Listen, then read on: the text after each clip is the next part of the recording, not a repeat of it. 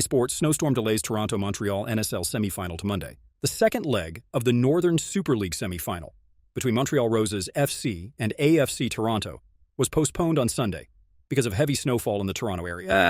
The league announced that the match has been rescheduled for Monday evening at York Lions Stadium.